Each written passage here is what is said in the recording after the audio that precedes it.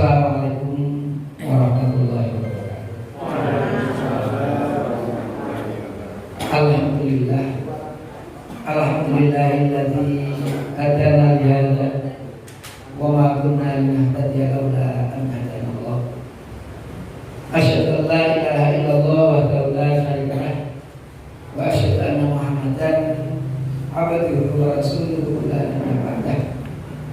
Allahumma shalli ala Muhammad wa ala alihi wa ashabihi ajma'in, amma ba'd.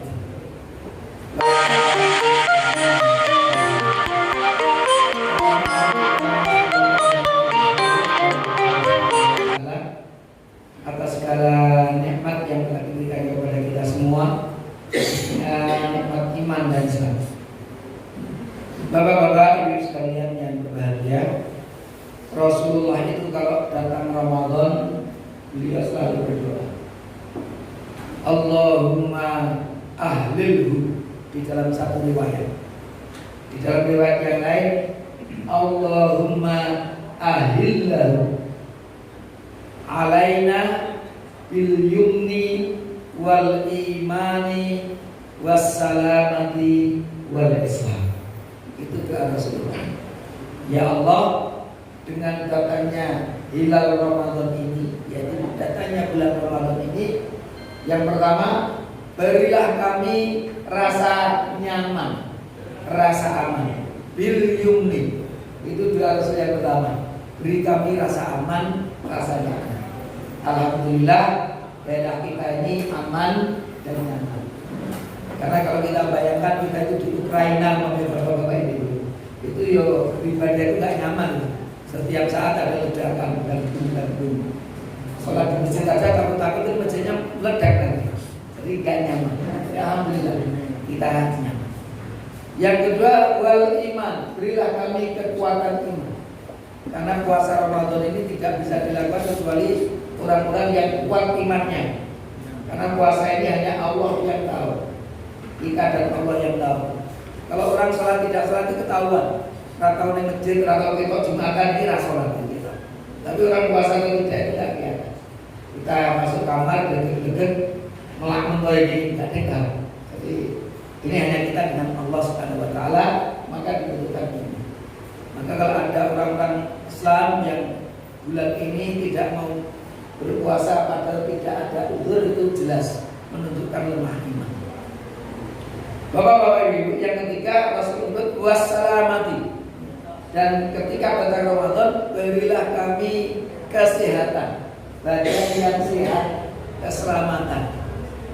Karena memang benar-benar dengan badan yang sehat seperti panjenengan sedoyo ini, kita bisa memaksimalkan beribadah dan beramal di bulan Ramadan. Mungkin kita bayangkan kita hidup di bulan Ramadan, tapi kita sekarang di UGD, di rumah sakit. Ini juga poso yo orang kuat, mau tarawih yo enggak sempat. Kenapa? Karena kondisi sedang berobat. Maka ini alhamdulillah kita diberi sehat. Wal Islam, dan berilah kami keislaman. Artinya mudah-mudahan kita semuanya dalam keadaan Islam, husnul khol. Karena banyak sekarang menganggap Islam itu seperti pakaian. Sore Muslim, pagi sudah murtad. Pagi Muslim, sore hari sudah murtad. Na'udzubillahi min dzalik. Bapak-bapak ibu sekalian yang berbahagia, setelah kita menjadi seorang Muslim, seorang mukmin, tentunya kita punya panutan yang sempurna, yaitu Rasulullah Sallallahu Alaihi Wasallam. Bahkan organisasi kita pun dinisbahkan dengan beliau, Muhammadiyah. Itu artinya orang-orang yang ingin selalu mengikuti ajarannya Nabi Muhammad Sallallahu Alaihi Wasallam. Maka semua orang Islam itu harus Muhammadiyah, meskipun tidak mengikuti organisasi Muhammadiyah, tapi harus Muhammadiyah, harus menjadi pengikutnya Nabi Muhammad Sallallahu Alaihi Wasallam. Istilah Muhammadiyah ini, bapak-bapak, itu sudah sejak lama di apa itu dikenal. Bahkan kalau kita baca kitab tafsir itu di sana ada Al-Ummah Al-Muhammadiyah. Itu Ibnu Katsir menulis dalam tafsir Ibnu Katsir itu. Umat Islam itu disebut Al-Ummah Al-Muhammadiyah. Umat umatnya Nabi Muhammad Sallallahu Alaihi Wasallam. Dan kita semuanya bermuhammadiyah dan kita semuanya adalah Muhammadiyah karena pengikutnya Nabi Muhammad Sallallahu Alaihi Wasallam. Jadi ada Muhammadiyah yang NU, gitu. Ada Muhammadiyah yang MTA, gitu. Ada Muhammadiyah yang ikut organisasi Muhammadiyah. Bapak-bapak, ibu sekalian yang berbahagia, coba kita mencoba mencari pelajaran dari apa yang dilakukan oleh Rasulullah Sallallahu Alaihi Wasallam ketika beliau menginjakkan kaki ke Madinah. Nabi Muhammad kan panutan kita. Apa ini prioritas yang dilakukan oleh Rasulullah ketika beliau menginjakkan kaki beliau itu di Madinah? Ketika beliau hijrah dari Mekah menuju Madinah, apa prioritas apa yang dilakukan oleh Rasulullah? Itu yang perlu kita pelajari, menunjukkan pentingnya. Apa yang pertama kali dilakukan Rasul itu berarti menunjukkan sangat penting. Apa yang pertama kali dilakukan oleh Rasul begitu Rasul sampai Madinah? Ternyata yang pertama adalah membangun masjid.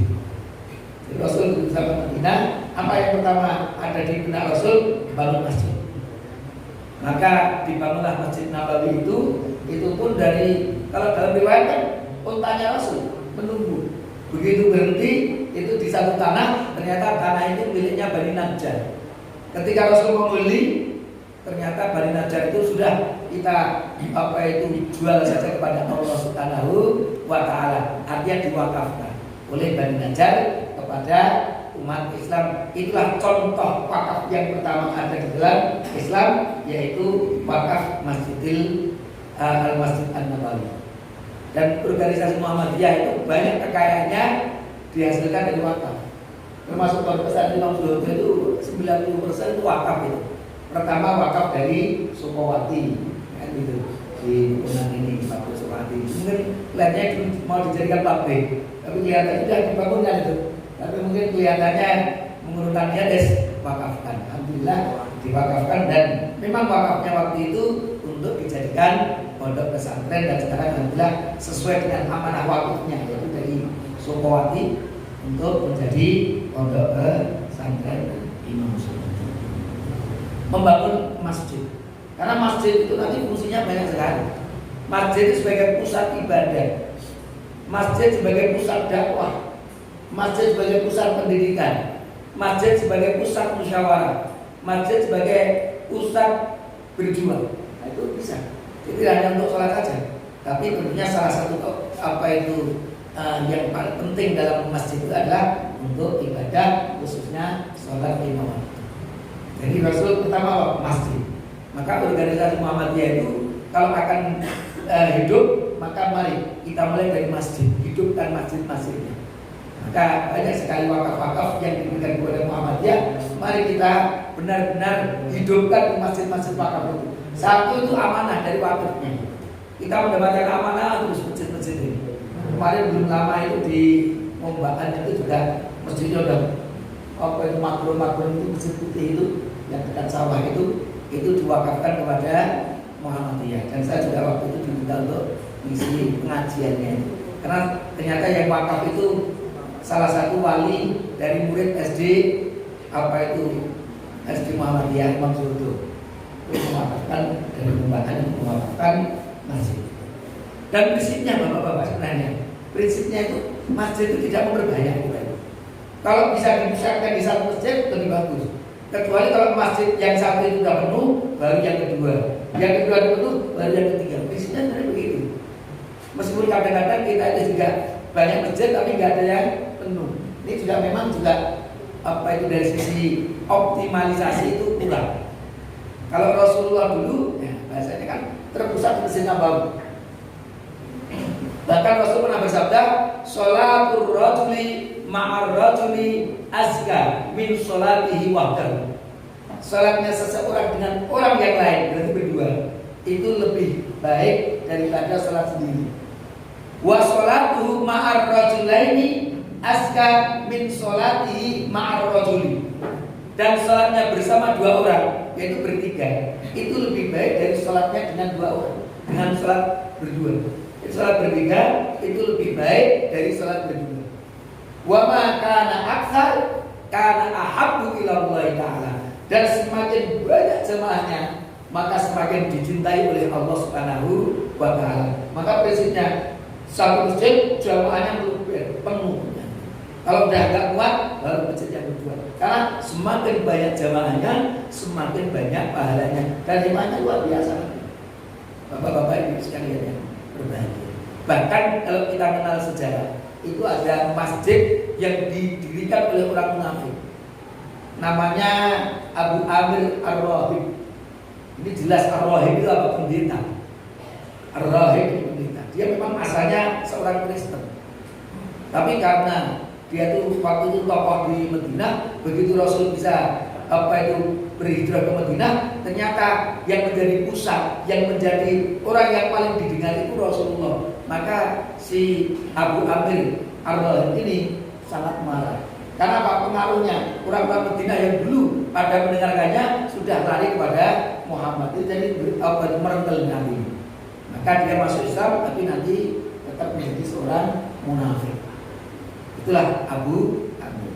Maka dia juga ketika orang-orang Madinah, umat Islam di Madinah sudah terpusat bersatu dengan Masjid Nabawi, maka Abu Amir ini dia bahkan berkomunikasi dengan Heraklius, Raja Romawi, untuk minta dana apa? Dibuatkan satu buah masjid. Masjid yang nanti dikenal oleh Islam adalah Masjid Dirar. Dalam surah apa itu? At-Taubah ayat 107-108 disebutkan, walladzina takhadhu masjidan dirara wa kufra wa tafriqan bainal mu'minin. Dan orang-orang yang ketika membangun masjid itu memang untuk dirar, untuk merusak, maksudnya kesatuan umat. Wa kufra untuk kekufuran, karena itu untuk pangkalan orang-orang kafir. Nanti orang-orang munafik untuk menyerang umat Islam di situ, menyerang menjadi musuh dalam Islam. Maka orang munafik itu juga ikut kufur. Karena apa? Yang dihitung oleh Allah itu hatinya, bukan yang diucapkan, tapi yang ada di dalam hatinya. Maka wakuf memang orang munafik. Yang ucapannya kalau dia mulutnya udah jahat, tapi hatinya ingin menentang dan menghabisi umat Islam. Wa tafriqan bainal mu'min, dan untuk memecah belah memang umat Islam.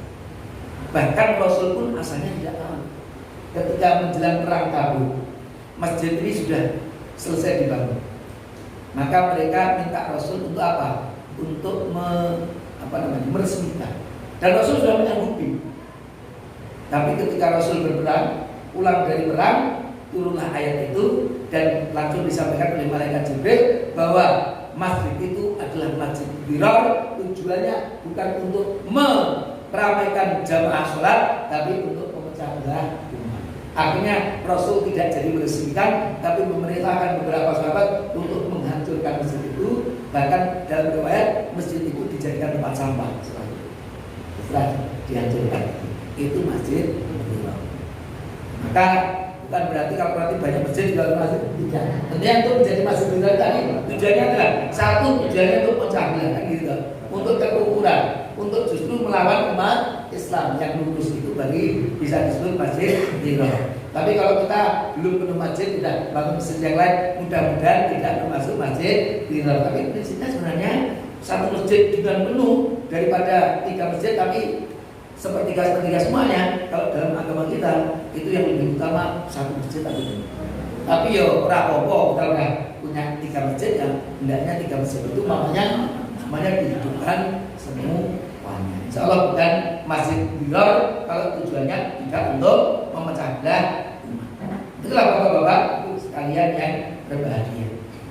Yang kedua, apa yang dilakukan oleh Rasulullah Sallallahu Alaihi Wasallam ketika beliau itu berada di Madinah. Setelah membangun masjid, masjid itu kan pusatnya di situ. Anggap saja kalau kita di bulan Ramadan kita kalkulasi Masjid Muhammadiyah itu ada berapa. Kalau di cabang Wonorejo itu kita alhamdulillah KMM-nya berjalan. Kita punya sekitar 130-an itu anggotanya. Dan memang kita punya sekitar 130-an masjid di Polokarto itu yang ada di apa itu yang benar-benar itu takmirnya itu Muhammadiyah, masjidnya Masjid Wakaf untuk Muhammadiyah. Jadi yang kita sebut Masjid Muhammadiyah. Jadi nanti 120 km itu anggotanya itu diputar aja masjidnya itu 120 itu. Setiap malam Jumat itu di masjid itu, dan nanti setelah malam maghribnya di setiap masjid, nanti KMM-nya semuanya berkumpul di apa itu satu masjid. Biasanya dulu di Masjid Imam Zuhdo, tapi sekarang sudah punya Islam Center itu, sekarang pengajian di situ setiap malam Jumat. Itu berkumpul sambil makan-makan, juga ada pengajian lagi. Jadi habis isi pengajian di situ ada kajian lagi. Kajiannya nanti dari PP, dari pimpinan wilayah. Kalau saya jatah malam Jumat ketiga, dapat jatah di KMM bimbing. Jadi ini luar biasa. Ini kan juga dari masjid ini, berangkat dari menghidupnya masjid. Karena nanti kalau masjid hidup, takmirnya hidup, insya Allah punya jamaah. Dan jamaah yang sholatnya rajin, imannya kuat, ini udah modal utama untuk persyaratan kita. Kalau kita itu di mana-mana itu masjid kita itu apa itu jamaahnya rame, jamaahnya penuh, bludak, itu modal utama. Berarti jamaah kita sudah rajin sholatnya, sudah kuat imannya. Ini bagian dari untuk apa itu koordinasi untuk dakwah itu memang dimulai dari masjid. Maka mari saya yakin di apa itu cabang Bekunan ini potensinya sangat jauh lebih apa itu banyak, lebih tinggi dari Wonorejo. Maka potensinya saya kira kalau dioptimalkan, saya itu bisa hebat sekali. Masjid-masjidnya hidup, kemudian juga semuanya apa itu memiliki pemahaman yang sama, ya, visi yang sama, insya Allah itu umat Islam itu kita tidak khawatir untuk 10 tahun, 20 tahun ke depan kalau masjid-masjid kita sekarang ini semuanya penuh, anak-anak mudanya yang menjadi takmir masjid itu juga semuanya apa itu militan, insya Allah kita tidak khawatir dengan generasi kita yang akan datang. Itu dimulai dari masjid. Maka Rasul begitu sampai Madinah langsung bangun masjid. Maka kita mari kita hidupkan masjid-masjid yang ada. Jangan sampai kita punya masjid wakaf namanya, kok sampai apa itu tidak terus, jangan sampai, harus ada yang ngurus. Kalau ada di ranting mana tunjuk, harus ada takmirnya, harus dihidupkan. Karena dengan hidupnya masjid ini, insya Allah perjuangan dakwah itu juga akan. Bapak-bapak, ibu yang berbahagia, yang kedua tadi, Rasul menjalin ukhuwah Islamiyah. Satu, Rasulullah itu bisa menyatukan antara suku Aus dan Khazraj yang sudah ratusan tahun berperang, bunuh-bunuhan. Jadi kalau dari keluarga terbunuh, balas keluarga itu terbunuh, bunuh orang. Ketika sini keluarga yang berusaha, balas keluarganya, bunuh sini tidak selesai. Apa itu dendam itu tidak selesai. Maka ratusan tahun mereka berperang. Kaum Khazraj dan kaum Aus di dua suku besar yang ada di Madinah. Dan dengan datanya Muhammad ternyata bisa menyatukan suku yang terpecah ratusan tahun, bahkan bunuh-bunuhan, seakan-akan nggak ada pintu untuk bersatu, nggak ada. Tapi dengan datanya Islam, maka ternyata bisa menyatukan kaum Khazraj dengan kaum Aus. Ini luar biasanya Rasulullah. Yang pertama apa? Membangun ukhuwah Islamiyah. Maka kalau dalam surah Ali Imran yang nanti juga ayatnya itu juga termasuk ayatnya Muhammadiyah dari itu ya.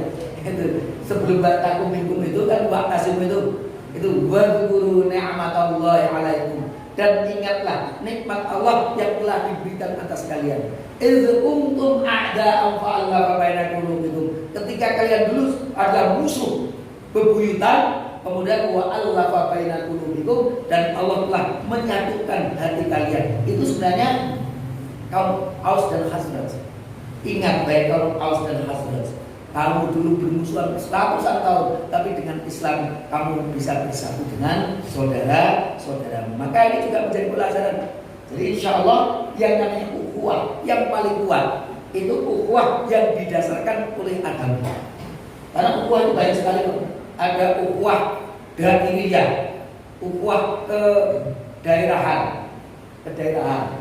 Itu umpamanya Solo, daerah Solo. Itu kan wong Solo itu undangan, ada apa itu kelompok-kelompok yang dibangun atas kedaerahan atau mungkin kesukuan. Suku Jawa, Indonesia itu ya suku Jawa itu termasuk suku yang paling besar kan itu. Kalau di apa itu Afghanistan itu yang paling besar kalau nggak salah itu suku Pashtun. Dan suku Pashtun itu ya Taliban itu dari suku Pashtun. Nah, Taliban itu sangat kuat sekali karena dia dari suku Pashtun. Jadi suku paling besar di Afghanistan itu suku Pashtun lah. Suku Pashtun itu kebanyakan mereka adalah kelompok Taliban itu. Maka Taliban itu sangat kuat itu di Afghanistan. Jadi ada mungkin apa itu kesukuan, ada mungkin nasionalisme kan gitu kan. Indonesia dengan Malaysia, kita orang Indonesia merasa satu bangsa, satu bahasa kan gitu. Tapi ada yang lebih kuat lagi ke apa itu kebersamaannya, persaudaraannya, yaitu yang dibangun dengan akidah, yaitu al-ukhuwah, bukan al-wataniyah, tapi al-islamiyah. Kita tidak menolak ukhuwah dairiyah, ukhuwah wataniyah, itu bisa saja, tidak ada masalah selama tidak apa itu untuk menggerus Islam atau menentang Islam, tidak ada masalah itu. Pilih-pilih saja. Tapi yang paling kuat ukhuwah itu adalah al-ukhuwah al-islamiyah yang dibangun dengan akidah Islam paling kuat. Maka bapak-bapak, ibu-ibu, dengan ukhuwah Islamiyah ini, kalau kita mendengar ada seorang pendeta di Amerika masuk Islam, kemudian satu apa itu gereja itu diislamkan semuanya, kita merasa berbahagia nggak punya saudara yang luar biasa. Padahal orang Amerika gitu. Padahal kita itu benci sama Amerika, tapi orang Amerika itu tadi yang mantan pendeta masuk Islam dan mengislamkan orang satu gereja itu, kita punya saudara baru yang luar biasa masuk Islam langsung mengislamkan banyak orang. Kita kan langsung punya rasa apa itu mencintai mereka ya. Ya nggak bapak-bapak ibu mendengar nggak usah jelimet-jelimet lah. Jangan ketika beribadah haji itu ketika masuk di Masjidil Haram ada kulit merah, kulit hitam, kita itu nggak ada membenci. Wah, ini kulit hitam ini ngapain sih? Alhamdulillah, kita punya saudara yang hitam ini saudara kita ternyata. Yang kulit merah itu saudara kita. Wah, ini sipit-sipit ini ternyata saudara kita. Kalau mungkin kita dengan Cina ini kalau di sini ini, tapi karena sesama Muslim jadi luar biasa kan. Itu apa? Ukhuwah Islamiyah itu memang paling berdasarkan akidah itu paling kuat. Mereka dari suku manapun, dari negara manapun, begitu dia sudah masuk Islam, sudah bertobat, sudah ikut ajarannya Rasulullah, itu kebencian itu langsung hilang. Umpamanya kita ada orang-orang Cina yang sekarang masuk Islam, bahkan jadi gunatul itu deh, Ustaz Muhammad Arif atau siapa itu yang terkenal itu. Ada Ustaz siapa lagi? Ada Syafi Antonio, seorang pakar ekonomi Islam, itu dulu dia Cina. Mu'alaf kemudian sekarang jadi pakar ekonomi Islam. Kita menghormati, padahal dia Cina. Tapi mengapa kita sangat mencintai beliau dan sangat apa itu erat kekuatan persaudaraan? Karena disatukan dengan Islam. Jadi Islam itu melebur, kebencian-kebencian itu hilang. Begitu sama Muslim, maka kita adalah bersaudara. Maka tingkat yang terendah dari al-ukhuwah itu adalah lita'aruf, saling mengenal. Oh, kita punya saudara kita di Amerika sana, kita punya saudara kita di Afrika, kita punya saudara kita di pegunungan itu banyak sekali ternyata. Saling mengenal. Oh, ini adalah saudara-saudara kita. Ini tingkatnya paling rendah. Kemudian kalau kita ingin tingkatnya lagi, at-tafahum, saling memahami.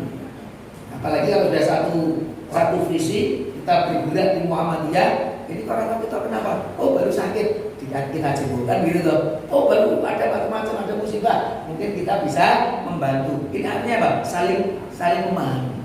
Malam ya kamu bi amril muslimin, paling minum kan gitu. Siapa yang tidak memperhatikan, memahami keadaan saudaranya Muslim yang lain, maka dia bukan Muslim. Maka harus berempati, harus memahami. Oh, saudaraku ada yang harus dibantu. Orang-orang Palestina paling tidak kita doakan, mudah-mudahan bisa melawan penjajah Israel atau Zionis. Karena seperti itu. Setelah berta'aruf, kemudian dilanjutkan dengan apa? Dengan apa itu tafahum. Kalau kita ingin melanjutkan lagi dengan apa? Dengan at-ta'awun. Wa ta'awanu 'alal birri wat taqwa wa la ta'awanu 'alal ismi wal 'udwan. Ta'awun. Kalau sudah saling mengenal, bisa saling memahami, maka umat Islam itu tentunya akan bisa saling menolong. Ini kalau sudah bisa saling menolong, sudah bisa menolong. Oh, dia kita tolong. Sudah sangat ringan sekali untuk menolong saudara-saudaranya. Berarti tingkat ukhuwahnya sudah cukup tinggi. Karena ada orang yang mengenal tapi cuek bebek saja. Tapi ada yang tidak mengenal, oh ada yang perlu dibantu, ada perlu ditolong, langsung dengan tangan kita untuk membantu saudara kita. Ini berarti tingkat ukhuwahnya lebih tinggi. Maka kita itu sebenarnya tingkat ukhuwah kita itu ta'aruf atau sampai tafahum atau sampai ta'awun, saling membantu, saling menolong. Bahkan kalau kita meningkatkan lagi, para ulama menyebutkan ada tingkat yang lebih kuat lagi ukhuwah itu, yaitu at-takaful, saling menjamin. Takaful saling menjamin. Seperti ketika Rasulullah itu dihadapkan pada mayat. Wahai Rasul, ini ada mayat, tolong disolatkan. Rasul bertanya, dia punya hutang? Tidak punya. Rasul solatkan. Didatangkan lagi jenazah. Rasul tanya, punya hutang enggak? Punya. Ada apa itu uang yang untuk menutup hutangnya? Tidak ada Rasul. Jadi hutang naik, duit sing digo nyaur hutang. Sallu ala sahibi. Sudah, kamu salatkan. Artinya kamu salatkan saudaramu, boleh tak disalatkan? Boleh, tapi Rasul sendiri tidak mensalatkan. Tapi sallu ala sahibi, salatkanlah saudaramu ini, tapi saya tak mensalatkan. Karena hutang merambli uang yang untuk nyaur hutang. Ini mungkin untuk peringatan juga. Para Rasulullah itu ternyata tidak mau mensalatkan, meskipun salatannya boleh mensalatkan orang yang hutang mempelai.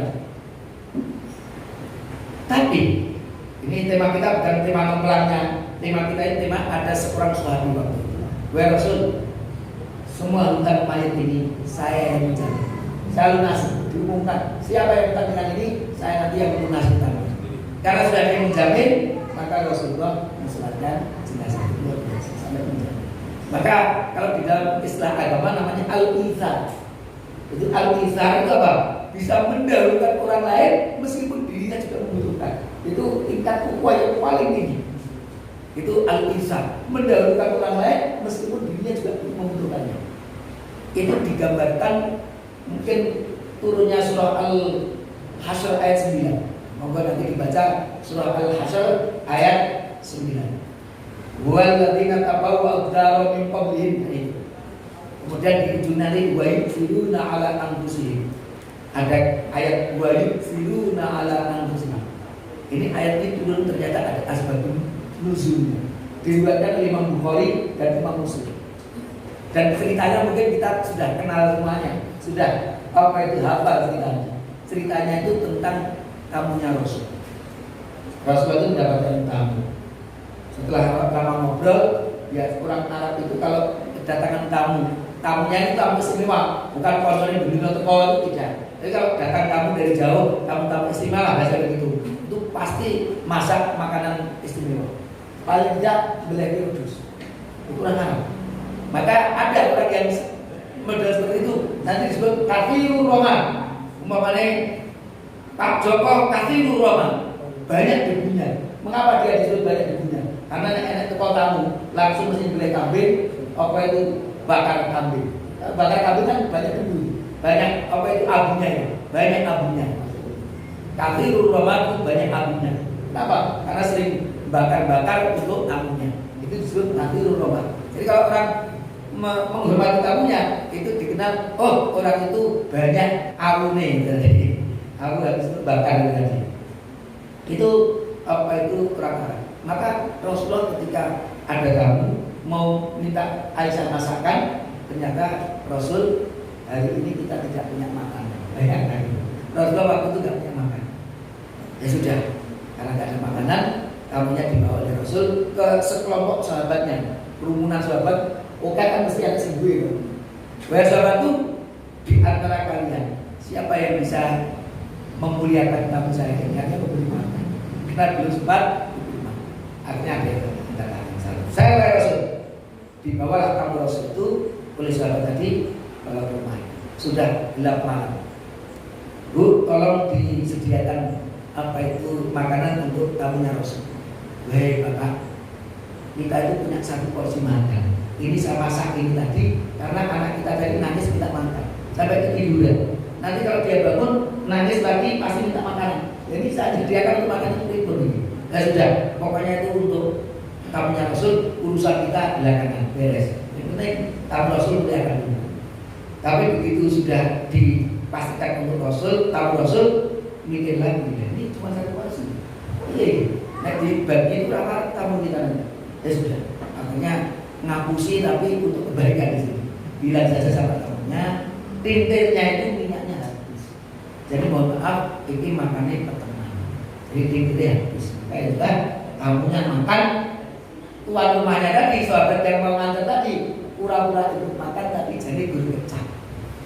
Maka ketika paginya didatangkan kepada Rasul, itu dalam hadis riwayat Bukhari itu, zahikallah, Allah tertawa melihat apa yang dilakukan oleh sahabat ini. Maka Rasul bersabda, Allah tertawa melihat apa yang kamu lakukan semalam. Langsung begitu, kenapa? Loh, kenapa Rasul? Ternyata turunlah ayat, wa yusiruna ala anfusihim walau kana bihim khasasah. Dan orang muslim yang saling mencintai itu, sesama muslim itu bahkan apa yang mendahulukan saudaranya meskipun dia juga sebenarnya membutuhkan. Ini tingkatan ukhuwah yang paling tinggi. Karena di kantor-kantor itu ya ada sertifikasi itu ya. Jangan riyen mawon, jangan belum mungkin mawon. Wah, luar biasa itu. Itu kamu apa itu sekolah wis nyoh-nyohan itu. Jangan riyen mawon. Saya kan buat urusan bahkan rum syarat apa aja pakai jalan tikus itu supaya bisa cepat. Karena apa? Rasa cintanya belum ada. Kalau cintanya kepada saudaranya itu sudah sampai Al-Qisar tadi, monggo dengan ingin pulang pulang. Nah, santai saja. Itu sudah mempersiapkan pelan. Maka kalau sudah tingkat kita ini siap untuk sakit, untuk apa? Enaknya orang lain. Bahkan siap untuk mati karena apa? Agar orang lain bisa hidup dengan bahagia. Orang yang berjuang itu kan siap mempertahankan daerahnya itu apa? Untuk apa? Kebahagiaan saudara-saudaranya. Bahkan harus gugur di jalan Allah Subhanahu wa taala, tapi untuk menyelamatkan saudara-saudara yang lain. Itu bagian dari Islam juga. Kenapa? Karena untuk apa? Untuk hidupnya saudaranya. Karena kalau hancur, semua nanti dihancurkan. Nah, gitu. Yang namanya perang Badar itu kan kalau tidak ada yang memperjuangkan kota apa itu Madinah itu dihancurkan oleh orang-orang kafir Quraisy. Maka mempertahankan akidah, juga mempertahankan masyarakat muslim yang ada di belakangnya. Al-Qisar, saya siap rela mati di jalan Allah untuk apa? Yang di belakang supaya bahagia semuanya. Itu bagian dari Al-Qisar, mendahulukan orang lain meskipun dirinya juga sebenarnya membutuhkan. Itu tingkat al-ukhuwah. Maka selain kaum Khazraj dan kaum Aus, Rasulullah juga mempersaudarakan antara kaum Muhajirin dengan kaum Ansor. Bahkan Rasulullah itu memasukkan ke rumah-rumah. Bapak-bapak, ibu, ketika Rasul hijrah ke Madinah, ada nggak kamp-kamp pengungsian? Nggak ada. Sekarang banjir kan ada, tenda-tenda pengungsian itu ada. Di Madinah nggak ada tenda pengungsian. Kenapa? Rasul mempersaudarakan, membangun ukhuwah, dimasukkan ke keluarga-keluarga Ansor yang punya 2 kamar bagi kamarnya, yang punya tanah luas bagi tanahnya. Bahkan orang-orang Madinah itu, Rasul kita bagi, kita punya umpamanya satu patok, ini sing separuh takbo, sing separuh saudaraku. Jangan seperti itu. Satu patok itu milik kamu, tapi yang separuh kamu gunakan, sing separuh ben digo saudaramu yang muncul. Sampai dilihat sama Rasulullah. Mau jadi diparuh, tapi Rasul ngeri. Kita Rasulullah, itu tetap punyamu. Tapi yang separuh kamu tanami, yang separuh biar ditanami oleh saudaramu, tapi tanah itu milik kamu saja. Itu Rasulullah sampai ngeri-ngeri itu. Mempersaudarakan. Bahkan mereka saling mewarisi sebelum turunnya ayat mawaris. Tapi setelah turun ayat mawaris, maka kalau tidak ada hubungan kekerabatan, tidak ada hubungan pernikahan, ada syarat-syarat hak untuk menerima waris itu, kalau tidak ada persyaratannya, maka memang tidak berhak untuk menerima warisan. Tapi dulu kalau Muhajirin yang dipersaudarakan Rasul itu meninggal, yang Ansor mewarisi. Kalau yang Ansor meninggal, yang Muhajirin mewarisi sebelum turun ayat mawaris. Itu mereka saling mewarisi. Itulah cara Rasul mempersaudarakan antara kaum Khazraj dan Aus di satu sisi, dan kaum Muhajirin dengan kaum Ansor di sisi yang lain. Itulah yang dilakukan oleh Rasulullah Sallallahu Alaihi Wasallam. Yang ketiga, apa yang ketiga? membangun masjid, kemudian mempersaudarakan, membangun ukhuwah al-Islamiyah. Ternyata yang ketiga, Rasulullah membuat aturan yang nanti dikenal Shahifah. Shahifah itu lembaran-lembaran. Juga wasaik itu bisa disebut apa itu piagam, atau juga bisa disebut dengan ad-dustur, undang-undang atau konstitusi. Maka karena ada di kota Madinah, maka piagam, undang-undang atau konstitusi, lembaran-lembaran itu disebut piagam atau konstitusi Madinah. Kita mungkin dengan piagam Madinah, itu konstitusi Madinah, undang-undang Madinah, itu wathiqah Madinah atau wasaik Madinah, dustur Madinah atau shahifah Madinah. Rasul ternyata membuat aturan. Aturan itu ternyata dibagi-bagi dalam piagam Madinah itu ada pembagian. Apa itu antara umat Islam dengan umat Islam. B, antara umat Islam dengan apa itu orang Arab Madinah, dan umat apa itu semua warga Muhammadiyah. Semua warga Madinah. Itu ada 3 tahapan itu. Di antaranya dalam aturan itu,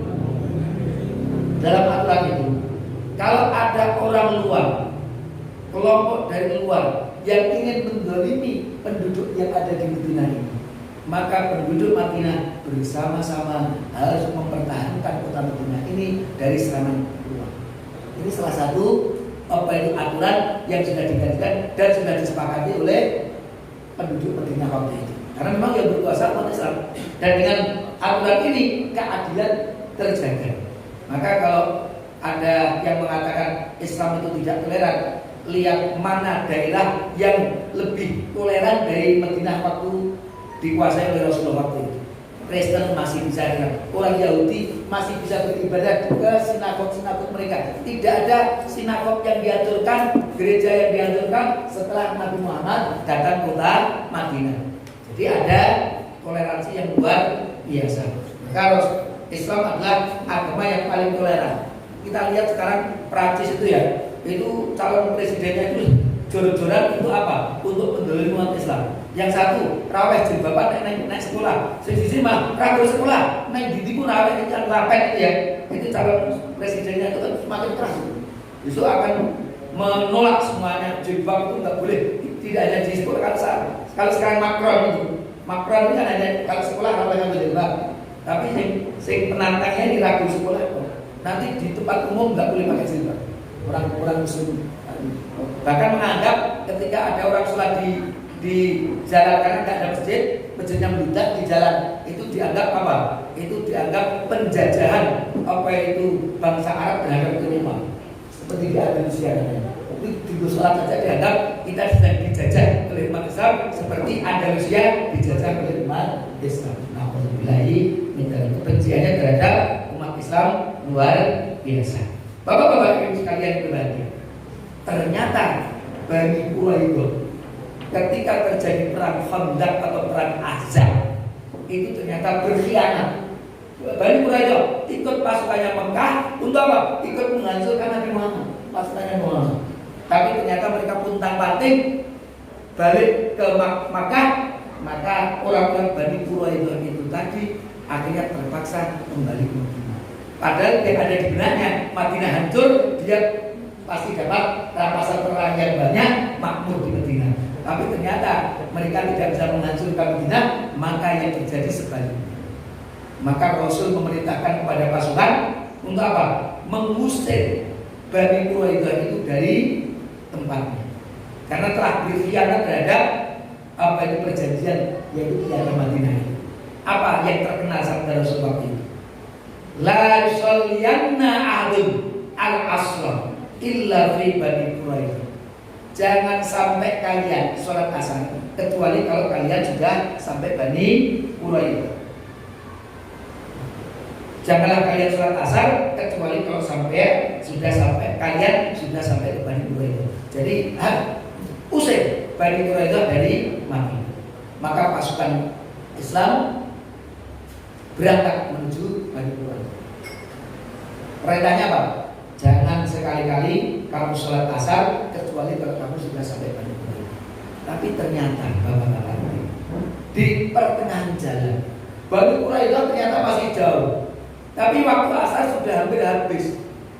Waduh, akhirnya terjadilah perbedaan pendapat. Sebagian ayo kita sholat lagi deh. Nah ini ngene iki kira-kira ngaten iki asar kan meh entek iki. Kunjul 24 meh entek iki asar iki. Wes piye nek delokas kira sholat iki waktune maghrib iki. Nanti sampai Bani Quraidah iso sholat isya dulu dari nanti waktu isya. Yang satu ingin sholat di situ, tapi yang lain enggak. Pokoknya dari Rasulullah, pokoknya sabdanya jangan sekali-kali sholat asar kecuali kalau sudah saya nanti akan sholat asar setelah sampai Bani Quraidah. Terjadilah dua pendapat. Yang sebagian sholat asarnya di jalan, yang lainnya menunggu. Kemudian sampai Bani Quraidah, setelah sampai Bani Quraidah, sebagian sholat dulu, yang sudah sholat menunggu, menyerang Bani Quraidah. Mereka tetap bersatu. Kemudian setelah masuk kembali kepada Rasulullah, mereka bertanya, "Wahai Rasul, kemarin terjadi perselisihan yang tajam, tidak bisa disatukan. Rasul, saya benar saya kunjungi." Ditanya Rasul. Tapi dalam hadis diriwayatkan oleh Imam Bukhari, diriwayatkan oleh Imam Muslim, sahih. Walam yu'annif ahadan minhum. Itu Rasulullah. Ternyata ketika ada dua tadi, lam yu'annif ahadan minhum. Rasul tidak menguatkan salah satunya untuk menolak yang lainnya. Saya benar ini saya jalan, saya salah. Saya benar tidak benar. Rasul tertawa. Yang sholat di jalan disentuhi Rasul, yang sholat di Bani Quraidah disentuhi Rasul. Karena yang sholat di jalan tadi begini maksudnya. Rasul maksudnya sholat jangan sholat asar kecuali di Bani Quraidah itu maksudnya bergerak cepat. Bukan kita sholatnya di waktu isya tidak, tapi geraknya cepat, jangan leda-lede. Lah ini sholat kan juga ada waktunya. Nanti kalau sampai sana waktunya habis, maka kita sholat asar tetap di waktu asar, kita nanti tetap menyerang Bani Quraidah. Itu yang sholat di jalan. Tapi yang lain, pokoknya Rasul tadi sholat jangan sholat asar di Bani Quraidah. Nah ini bapak-bapak ibu. Nek kita tarik dengan 29, 30 Sya'ban atau 1 Ramadan berbeda gitu. Itu kira-kira Muhammadiyah itu sing sholat ning dalan. Muhammadiyah itu sing sholat ning membalik. Jangan sekali-kali kamu sholat asar kecuali kalau sampai Bani Quraidah, itu maksudnya jangan dilanggar. Tapi sholat asar itu tetap ada waktunya, jangan dilanggar. Kalau nanti sudah maghrib itu habis waktu sholat asar, maka tetap dilanggar sholat asar. Tapi yang satunya, pokoknya Rasul pokoknya nanti sholat asarnya jangan sholat asar kecuali kalau sampai Bani Quraidah, saya sholat asarnya di Bani Quraidah. Nah itu ada yang seperti itu. Nah itu kira-kira saya menggunakan rukyah. Pokoknya itu nonton bulan pokoknya. Nah pokoknya itu ya itu tadi yang ternyata tidak ada tidak dibantah oleh Rasul tadi ya. Ternyata perbedaan itu Rasul senang. Maka ya sekarang sudah benar saling menghormati. Yang benar itu berbeda itu tidak ada masalah. Yang paling penting bisa saling menghormati. Kita sebenarnya berbeda tidak hanya ini kok. Tarawih juga berbeda, qunut subuh juga berbeda. Yang penting kalau kita bisa saling menghormati, insya Allah persatuan kita menjaga, insya Allah umat Islam masih hidup. Tapi kalau gara-gara sepele ini, kemudian gontok-gontokan, apalagi saling mengkafirkan, bid'ah, sholat kosoni rasa, sholat rasa, masuk rokok, lihat semua itu, waduh, umat Islam berpecah. Inilah kalau musuh-musuh kita sangat senang sekali, seperti kita itu kayak jadi tarung.